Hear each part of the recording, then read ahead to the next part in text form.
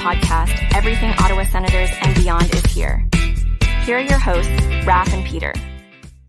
Yes, that's right. And welcome to another episode of the Noble Timers podcast. My name is Raph. He's Pete. Pete, welcome to episode 9. How are you today? Ooh, feeling good. Yeah. Excited for another episode. Let's do it. Let's go. All right. So we have a few things to talk about. Not that much. But one thing I want to start with is last week we surprisingly actually went 2-2. Mm-hmm. So let's get that on the board. Boom and boom. Yeah, there it is. So funny enough, first 2 games we got blown out of the water. Next 2 games we blew them out of the water. Might want to edit this in post, but I know it really doesn't make a difference. Ottawa got spanked by Boston and St. Louis, but the scores were 6-2 and 5-2 respectively. For who? The Boston game was 6-2 Boston. Then St. Yeah. Louis was a 5-2. Oh, hold on. Let's fix that right now. Anyway, go on. But I mean, it was funny because before those 2 games, they had the 7-2 loss against Carolina, and I remember thinking to myself, like, I got those confused. After each of those games, like, there's some improvement there. 1 less goal against each game, like, there's progress. Yeah. I mean, the Boston game, I wasn't very surprised with that score. Boston's a very good team, obviously. And I know St. Louis, I didn't expect to be that lopsided, but still expected a loss because they're I think they're still fighting for a playoff spot, or they're in a playoff spot. So, they're pretty decent. Just pulled it up. They're 4 points back of Vegas for the second wild card, St. Louis. Yeah. And, those games was, just your typical Sens game this year, shots going in at bad times where the goalie should have probably stopped it, but also there was like a lot of like bad defensive breakdowns. There was one really bad turnover by Stützle, I think, in the Boston game. Mm-hmm. But then go to New Jersey, and I think I predicted they would win that one just because New Jersey's just kind of been on a death spiral here to finish off their season. They're kind of very similar to Ottawa, as a lot of people have been saying, where they're not getting the goaltending they need. Their defense has taken like a step back. So, but I was definitely worried because that was the game where to start off the second period, New Jersey got 2 goals in that first minute. Yeah, it was like, oh boy, here we go. Yeah. But then good on the Sens for just getting back, and then they just took over the rest of that period and the game. Like I think it ended 4-2 in the second or something like that. So they just they just answered right back. It's like, nah, we got this, which is great. Yeah. And then the real surprise was the Edmonton game. Yesterday I was watching that game. There was one point in the game where the shots were 25-9 for Edmonton. Yeah. And it was like 3-3. And I was like, oh no. Yeah. So that was the big shocker one. Like, not only are they going up against Edmonton, I thought they would get blown out on the scoreboard because Edmonton's very good, obviously, offensively. And also, it's the second of the back-to-back games. So I was just like, oh boy, this is gonna be rough. And they pull out a win there. Korpisalo just, I don't know, showed everyone like, maybe there's some hope after all. Yeah, he definitely stole the game last night. We've been talking about Yeah. this forever now. That the goalie needs to steal a game or two, so it doesn't look bad for us. And he definitely saved us yesterday. So good on him. Hopefully he keeps that up, and from here on forward, it's not for Pasalo anymore, just Corpus. 4%. And he did get the back to back too, right? Yeah, Uh, that surprised me as well. yeah, I mean, he played well. I thought in the New Jersey game. So, but it's very rare for a team to just put your starter in back to backs like that. So I was like, yeah, was a little concerned, but that's why Jacques the coach and I'm just a dude talking about it. the dude with the podcast talking about it. Yeah, Yeah, but if you heard what Jack said, he was like, no, Corpusalo had not that many shots on the day before, so on Saturday. So, we felt like he was the right guy to go on Sunday. And he was like, the other guy, so he didn't even say his name, the other guy just wasn't ready. So, okay. anyway, good I for mean that's Corpy. fair. Yeah, back Yeah, to I was back just checking. wins. So, yeah. Yeah, there's only 20 shots. He only faced 20 shots against the New Jersey. So Yeah, he was not very busy. yeah, So, but he was busy against Edmonton. holy So smokes. good on. Yeah, he made 33 saves. If like in the overhaul, if you look at it, you're like, that's not too bad.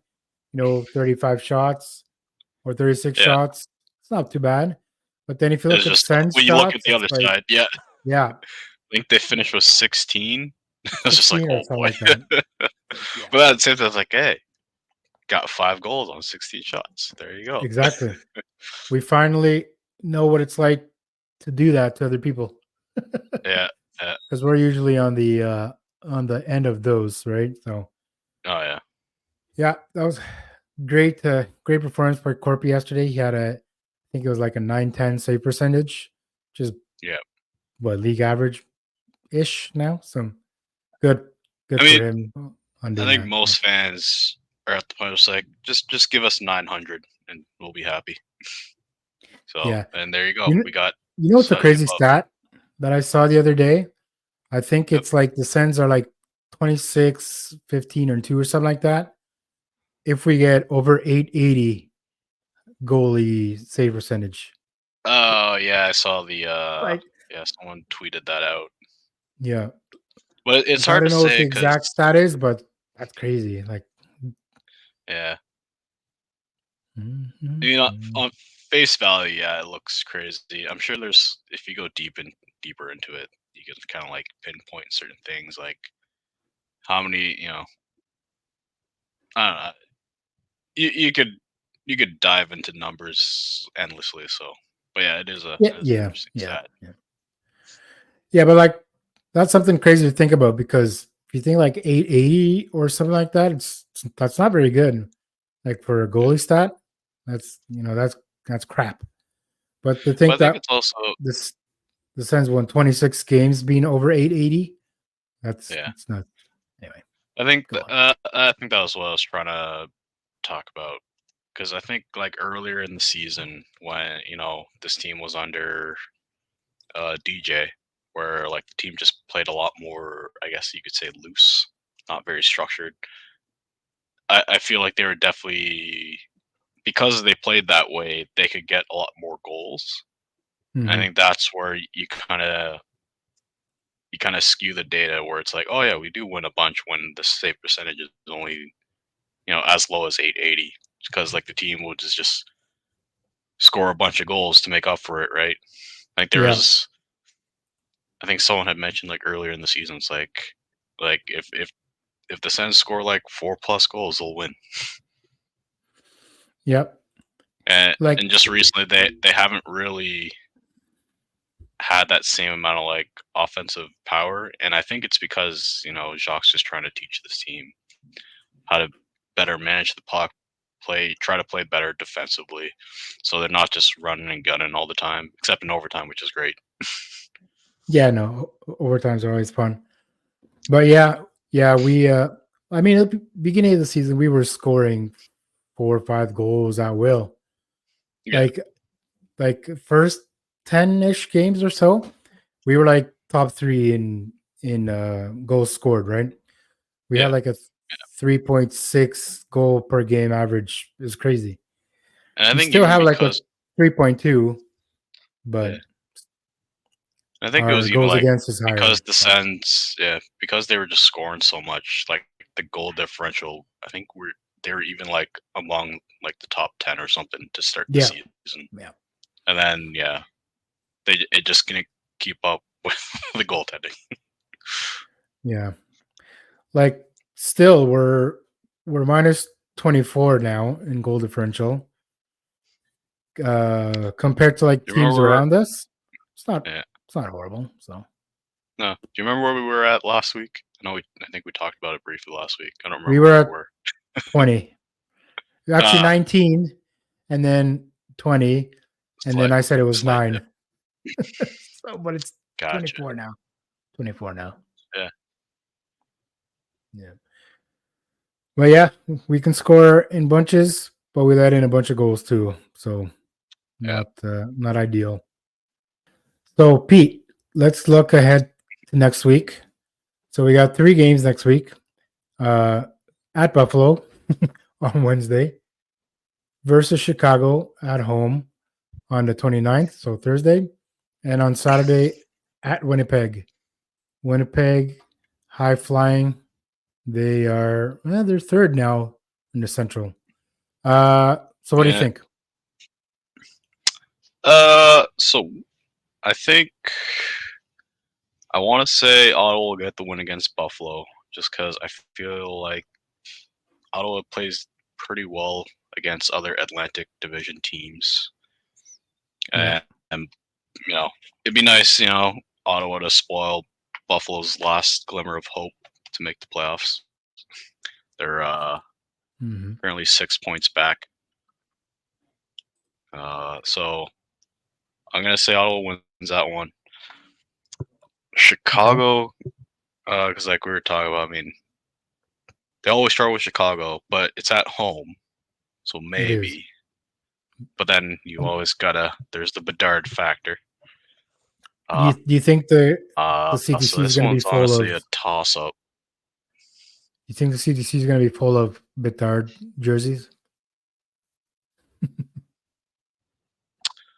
I don't know if I'll use the word full, but they'll probably be a good amount. Yeah. And Winnipeg. Oh, they're losing that one. Hey, uh, we thought we were going to I, lose I against just hope they. Edmonton. Oh, I know. That's why I laugh because like, oh, I thought the same thing against Edmonton, but I think the difference between Winnipeg and Edmonton, Winnipeg's got like a certified top goalie with Hellbuck. yeah. Hellebuck, yeah. Yeah. Um, so yeah, I think Winnipeg will win that one. I just hopefully they at least keep it competitive. Don't Yeah. get blown out or anything. That's all I asked for on that one. But yeah, going back to Chicago one, I really don't know about that one. I honestly can't make a prediction at this moment. You know Yeah. I what? mean, I'll just say Ottawa lose so we can slightly increase our chances and secure the championship of the Tank Bowl. I'll just say that. very slightly. Yeah, it's like I said last week, we're not really gonna go any lower than what we are probably. We're Yeah. tied with Montreal in points. Columbus is 6 points back. Yep. Um, and then at the And you bottom got of Anaheim, everything is Anaheim, Chicago, San Jose. Chicago, Like yeah, and San they're- Jose. Oh, yeah. like Chicago and San Jose for sure probably a lock for those top two lottery odds. 12 games left. So yeah, So it's maybe. not happening. Yeah. Yeah. Yeah. So yeah, Yeah. likely like maybe it's just Ottawa and Montreal might swap places a couple times before the end of the season. Yeah, that's Mm, probably about it. yeah, yeah, and I don't really think Columbus is gonna make any sort of run either. So I think we'll end up above them as well. But Yeah. yeah, we'll see. But anyway, Eh, you Anaheim maybe, mentioned but it's doubtful. how many Anaheim's at 52. We're at Yeah, 64. So yeah, but they've but I been was so thinking more bad like this could year. they like So yeah. I was thinking like more like could they pass Columbus? I don't know. oh, maybe yeah. Well, Yeah, they're 2 points difference, right? So no, sorry, 6 points difference. Yeah, maybe I don't know. no 6. Yeah. So you said you wanted to talk about the Steve Staios interview about the how the Uh, expectations hit them this year. yeah, just briefly, I kind of wanted to get your thoughts more on just the one comment about how he had mentioned like expectations for this year were quote debilitating for us. I don't know, think he ever like elaborated on that. Um, Yeah. I was kind of curious what your thoughts are, and then I can share mine afterwards. Well, I mean, as a fan, and I think you would probably agree, our expectations this year were very high, right? It was basically playoffs or bust. And then with some of the moves that were made before the season, it led us to believe that that was going to happen. With signing Tarasenko for a year, getting Corpusalo for the amount of money that we did, locking down the core guys like Stutzla and, you know, Pinto coming back eventually. So, yeah, Yeah, expectations were definitely high. And then once, Andlauer got the team and everything, the expectations were way up here. So I don't really know what he expected from us in terms of like fan base because he knows that it's been 7 rough years and we're hmm like, okay, maybe this is the year that we're actually gonna go somewhere, make a playoffs or make a big push, play actual meaningful games by March, April. yeah, So I don't see how that could have hurt, but I I understand kind of their point of view that they're new to the team, so they kind of got to understand and learn and figure out exactly what they're going to do. But they should have known coming into this that the expectations were going to be high anyway, right? Because again, 7 years, no playoffs. So yeah, obviously expectations were going to be high. People aren't going to be like, "Oh no, it's okay. We can go another year without playoffs. It's fine." Blah blah blah. No, f that. you know, it's yeah, playoffs or bust, and we busted, and yeah. So that's my thoughts on it. yeah. Overall, yeah, I agree. Like I would say, majority of fans, yeah, the beginning of the season, the expectations were the team would be in the playoffs, or even very least, like you said, like playing meaningful games at this year to like fight for that playoff. Yeah, Like whereas like now it's there's no way. Even though the team hasn't been like mathematically eliminated, they basically are.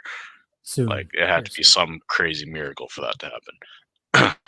And yeah, the reason why I kind of mentioned is like if he's elaborated on it further, because like I'm just like grabbing some of the experts because he said like yeah they're debilitating. It's like we have a young team, very talented, but he didn't really kind of say more than that because like I want was because you would think especially how the team finished off last season where what was it like 4 or 6 points out of a playoff spot Yeah, and they had been improving year by year. Yes, there were still some doubts with like obviously a lot of fans still weren't happy that DJ Smith was the coach. That Mhm. the Sens typically always do this like late season run that doesn't amount to anything because of how badly they play in like November and December, which Yeah. happened again this year.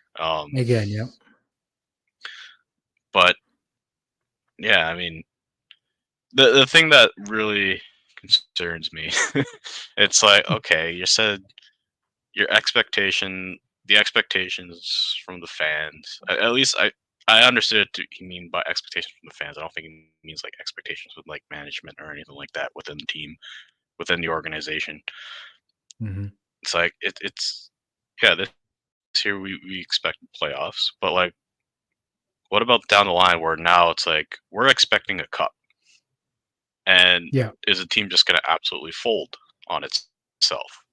Like that's the worrying part to me. Like, yeah, I get it. Team's young. They don't really have a lot of like solid like veterans aside from like Giroux, Yeah. who's like been in those situations. So I can understand, but at some point you just it's like you can only use that excuse for so long. Because yeah, the team's young. Next year they're not as young. It's like Mhm. you can't use that excuse again. You gotta maybe that's what Staios meant. It's like there because yeah he said there has to be growth from within.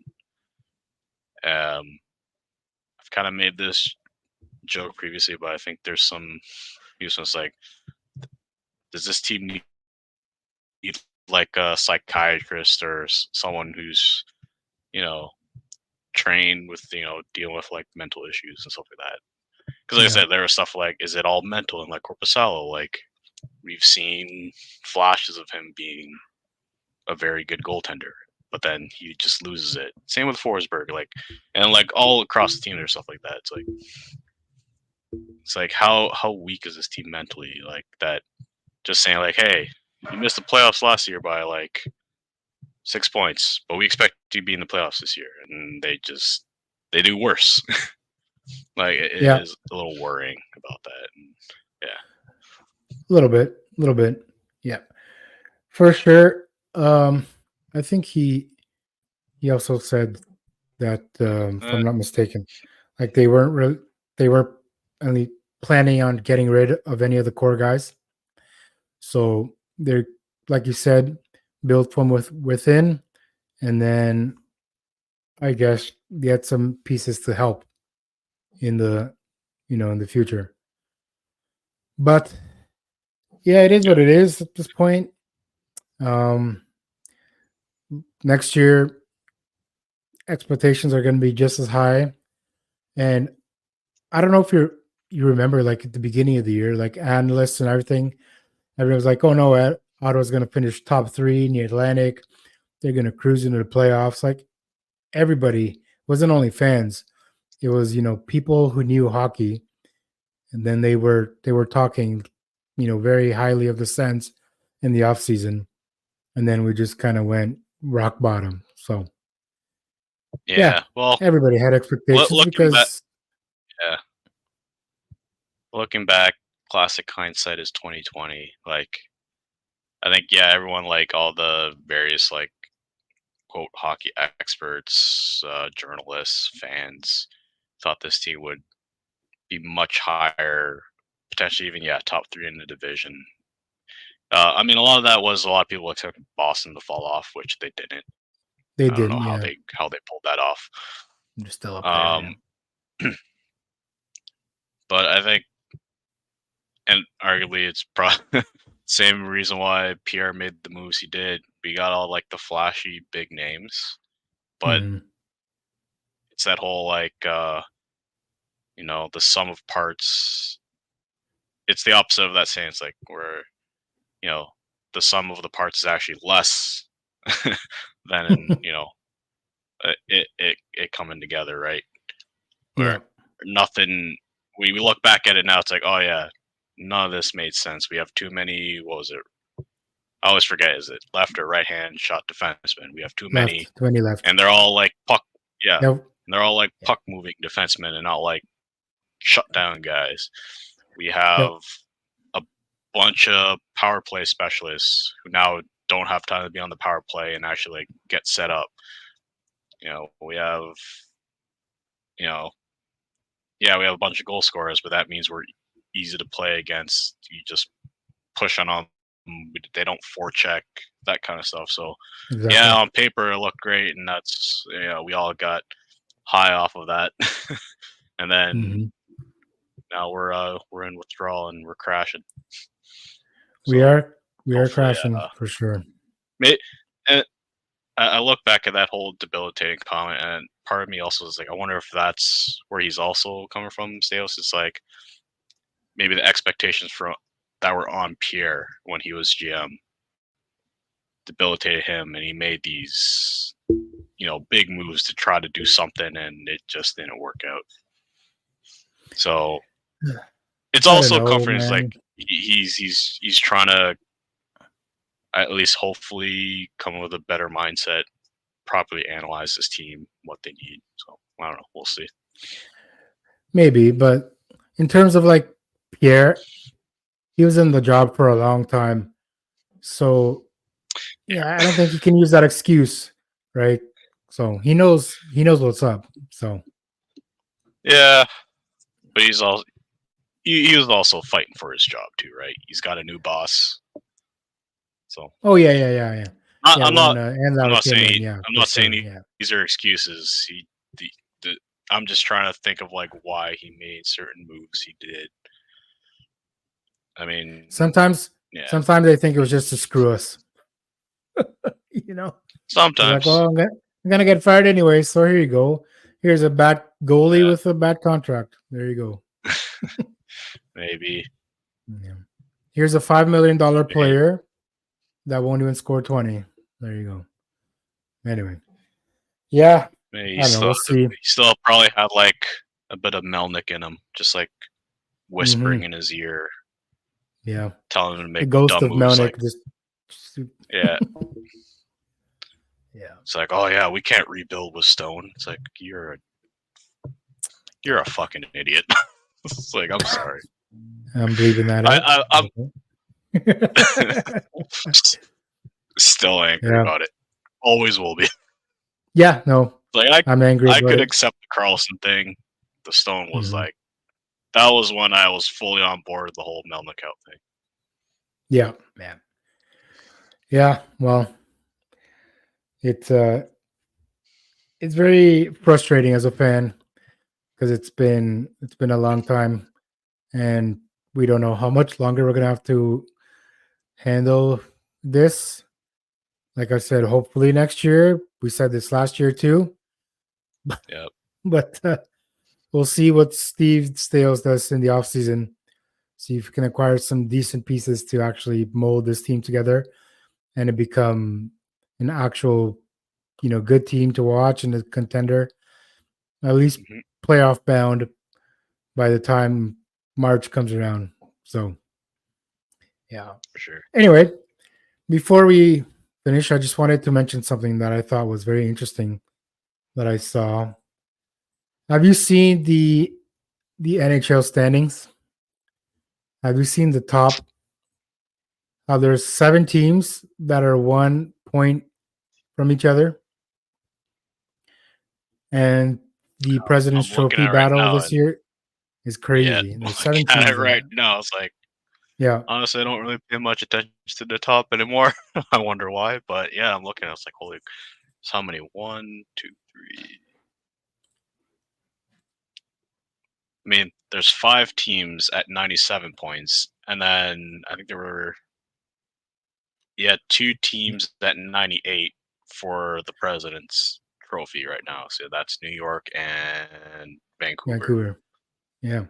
And yeah, but that's, any of those teams could win it, which is crazy. It's pretty interesting to see. Oh yeah. Yeah. Colorado, Dallas, Florida was one, I think. Florida, Florida's Boston, there, and Carolina. Yeah. Yeah, Colorado has won 9 in a row. So they're like, out of those guys, they're on the best streak. Yeah. Then they have that Vancouver crazy comeback 3. against Pittsburgh. Yeah, wasn't it 4-0? And then they won Yeah. it in a shootout or something. Crazy. Yeah. Yeah. Should be an interesting final 3 weeks of the season, and see which one of those teams comes out on top. Should be fun to watch.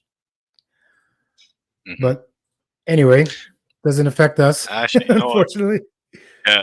Well, okay. I got a question for you before we go, and it's premature, but I don't care. Okay.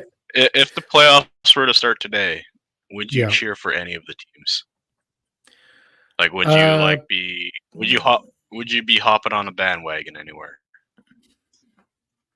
All right, let's see who's You in can say no. playoff. You got Yeah, no, options. I just want to see who's in a playoff spot right now. If there's anybody that Yeah. I'd be like, yeah, maybe. Maybe Edmonton, Vancouver. In the East, no. Not even Florida. F them. But yeah, maybe Vancouver and Edmonton. And that's it. Nobody in the East. They can get screwed. So you? Fair enough. I was gonna say Winnipeg, but then I'd be going against my rule of not cheering for other Canadian teams because I want Ottawa to break the curse. So, Yeah, of course. Yeah. so there you go. Okay, so in that Yeah, case, you know, I'll choose Florida because Vladdy's on Florida, and I'm a Vladdy fan. there you go. There you go. There you Yeah. go. Did you? Oh yeah, you did take down his jersey from the wall there. I did. Yeah, it's not there anymore. Yeah. I did the whole salute video and everything. Right. Kinda funny. Right. Shoot. Yeah. Honestly, probably no one. I'll just watch just for fun. Yeah. So yeah, so if I have to pick a team from the East, Florida, and if I have to pick a team from the West, like I said, either Vancouver or Edmonton. But if we're gonna stick to the no Canada rule, I'm gonna go. You don't have to. with That's just my rule. Colorado. I know, but I agree. I want Ottawa to be the winner, like break the curse. Yeah. So Colorado. There you go. Colorado. There you go. Do I want him to win back to back? Well, not back to back, but twice in 3 years? No, but we'll see. Okay, well, that was fun. A little shorter than usual, but that's always fun. That's always fine too. Sometimes we just don't have much to talk about. It happens, and season's ending, so yeah, we're just running down the clock. Yeah.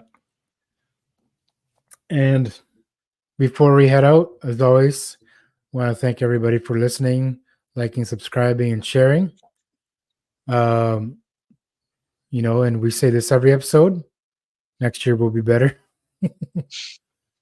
And before we finish, Pete, any final thoughts you want to leave our listeners with? Go Sens, go. Okay. Keep it There short you go. and sweet. Short and sweet.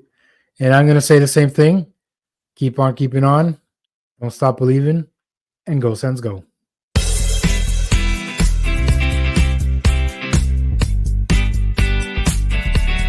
That was the No Timers podcast. Make sure to stay tuned every week for a new episode. Thanks for listening.